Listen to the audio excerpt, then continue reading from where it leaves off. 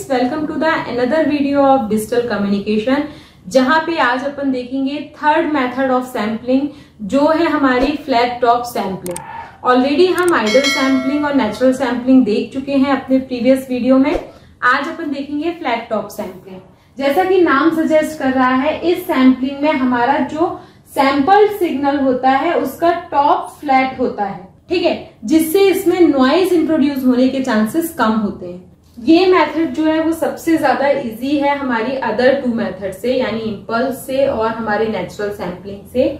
यहाँ पे हम क्या करते हैं, the amplitude of sampling pulse are constant. हमारे जो सैम्पलिंग पल्स है उसका एम्पलीट्यूड कांस्टेंट मेंटेन करके रखते हैं, जिसके लिए हमें सैंपल और होल्ड सर्किट की रिक्वायरमेंट होती है। तो ये हमारा एक सैंपल और होल्ड सर्किट है। यहाँ पे हम दो स्विच का यूज करेंगे। ये हमारा एक सैम्पलिंग स्विच है और ये हमारा एक डिस्चार्जिंग स्विच है, ठीक है। और एक कैपेसिटर का यूज करते हैं ये, जिसके अलोन हमें यहाँ पे अपना एक डिस्क्रीट टाइम सिग्नल मिलेगा। अब करना क्या है, करना प्रोसेस हमारी सेम है। हम अपना मैसेज सिग्नल लेंगे, इस मैसेज सिग्नल को हम मल्टीप्लाई करेंगे अपने एक सैम्पलिंग सिग्नल से।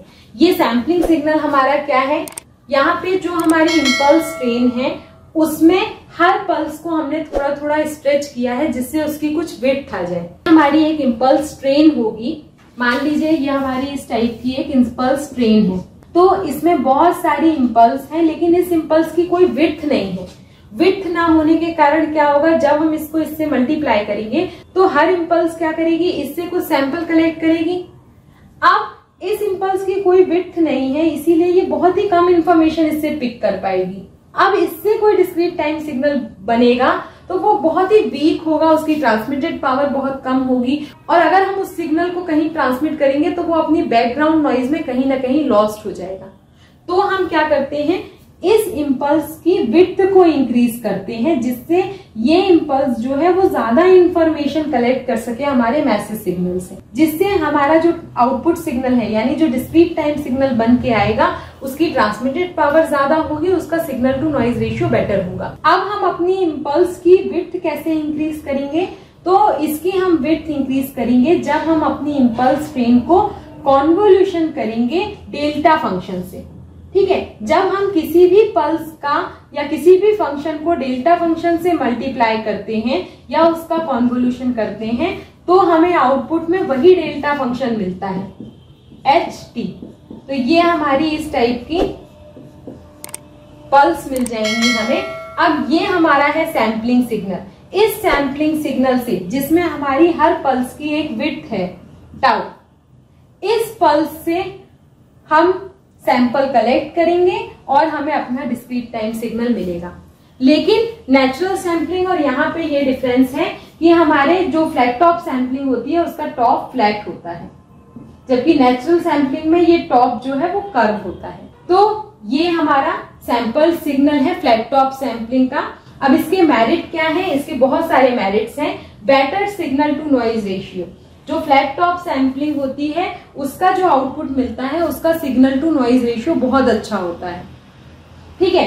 Generation of flat top sampling is easy, इसको सैम्पलिंग को जनरेट करना इजी है। प्रैक्टिकल फिल्टर कैन यूज, इसमें हमारे पास बहुत सारे प्रैक्टिकल फिल्टर अवेलेबल होते हैं जिससे हम अपना ओरिजिनल सिग्नल रिकवर कर लेते हैं। लेकिन इसका एक डीमेरिट है जो है एपर्चर इफेक्ट। ये एपर्चर इफेक्ट क्या कहलाता है, तो एपर्चर इफेक्ट कहलाता है, यहाँ पे आप देख रहे हो ये हमारा सैंपल सिग्नल है, ठीक है, जो हमें इन दोनों के मल्टीप्लीकेशन से मिला है। इस सैंपल सिग्नल में आप देखिए हर पल्स का टॉप जो है वो फ्लैट है। फ्लैट टॉप होने के कारण अगर इस टाइप का टॉप है तो इसका अगर एम्पलीट्यूड है 6 वोल्ट का और हमारी जो मैसेज सिग्नल है उसका एम्पलीट्यूड होना चाहिए 7 वोल्ट, ठीक है। हमारा जो मैसेज सिग्नल का एनवलप है उसका जो एम्पलीट्यूड होना चाहिए वो मान लीजिए 7 वोल्ट है, तो हमारे पास 1 वोल्ट की इंफॉर्मेशन मिसिंग हो गई।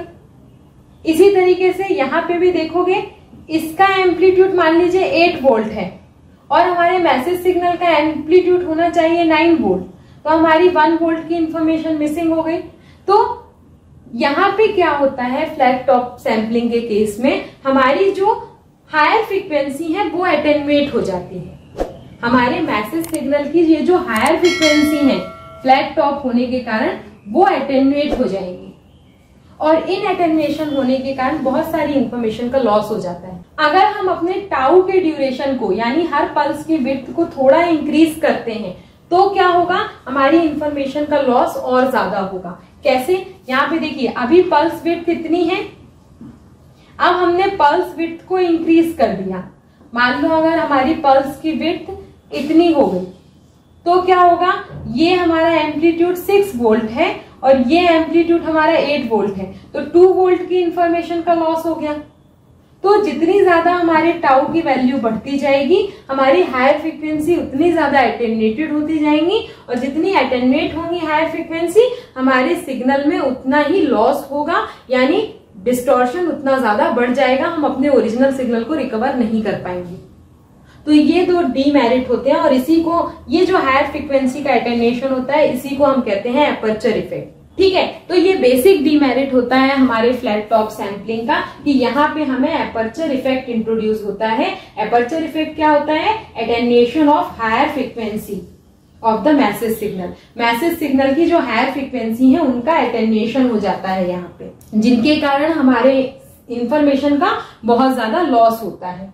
अब ये हम एलिमिनेट कैसे कर सकते हैं, तो इनको हम एलिमिनेट कर सकते हैं टाउ नॉट इंक्रीजेस। हम अपने पल्स की विड्थ को बहुत ज्यादा इंक्रीज ना करें, ठीक है, तो हमें टाउ की वैल्यू को लिमिटेड रखना पड़ेगा यानी कम रखना पड़ेगा। और यूज ऑफ इक्विलाइजर, हम इक्विलाइजर का यूज करें।